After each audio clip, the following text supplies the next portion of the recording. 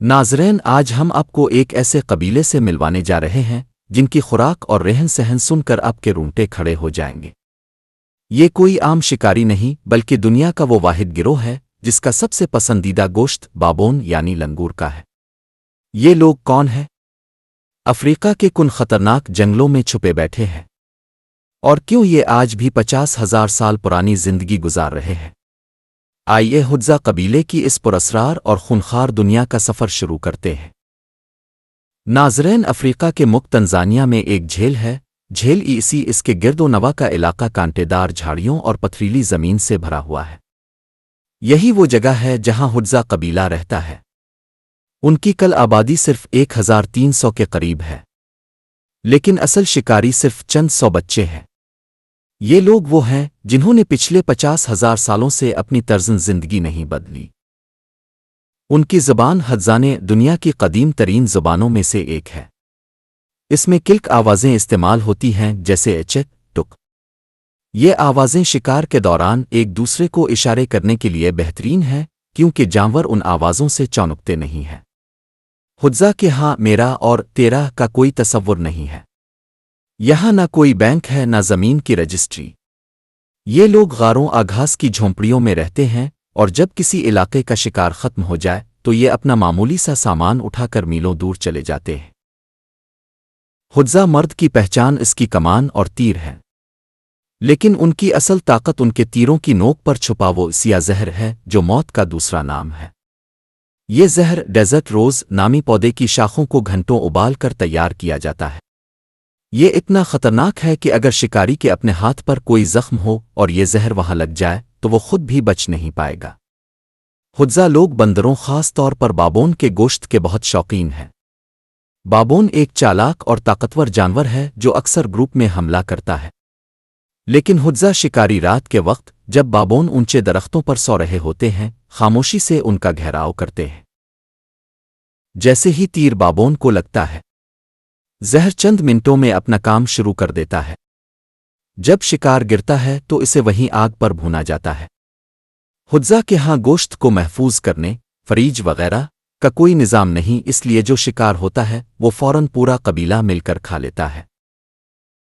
حدزہ کو جب شہد کی ضرورت ہوتی ہے تو وہ ایک خاص فریکوئنسی پر سیٹی بجاتے ہیں۔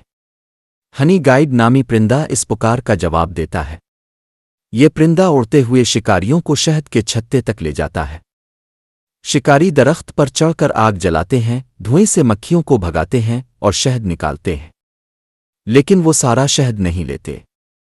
وہ موم اور شہد کا کچھ حصہ اس پرندے کے لیے چھوڑ دیتے ہیں۔ حدزہ کا ماننا ہے کہ اگر انہوں نے پرندے کو اس کا حصہ نہ دیا تو اگلی بار وہ انہیں شہد کے بجائے کسی شیر اسامپ کے پاس لے جائے گا۔ لیکن یہاں ایک سوال پیدا ہوتا ہے کہ حدزہ لوگ ہرن دیگر جانوروں کے مقابلے میں بابون یعنی لنگور کے گوشت کو اتنی اہمیت کیوں دیتے ہیں؟ اگرچہ حدزہ ہرن اور دیگر جانوروں کا شکار بھی کرتے ہیں، لیکن جھیل اسی کے گردونوا میں بابون بہت بڑی تعداد میں پائے جاتے ہیں۔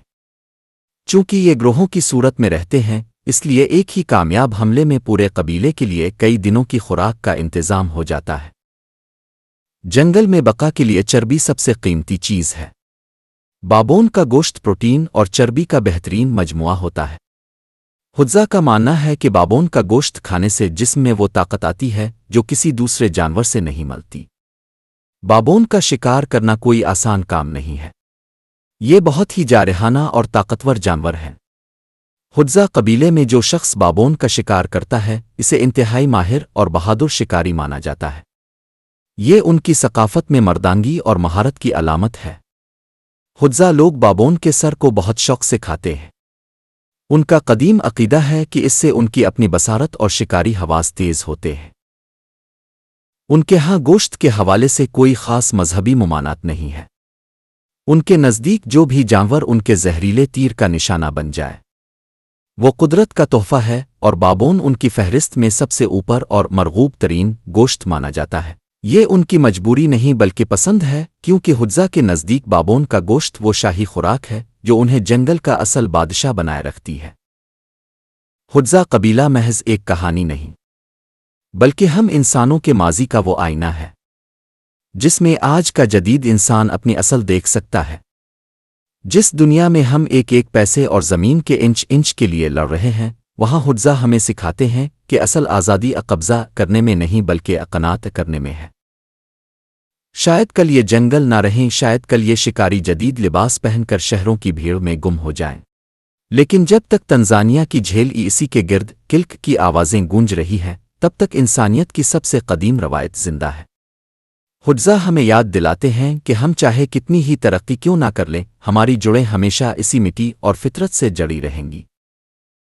ناظرین کرام، حجزہ قبیلے کی یہ عجیب و غریب اور رونگٹے کھڑے کر دینے والی زندگی آپ کو کیسی لگی؟ یا آپ کے خیال میں یہ لوگ ہم سے زیادہ پرسکون زندگی گزار رہے ہیں؟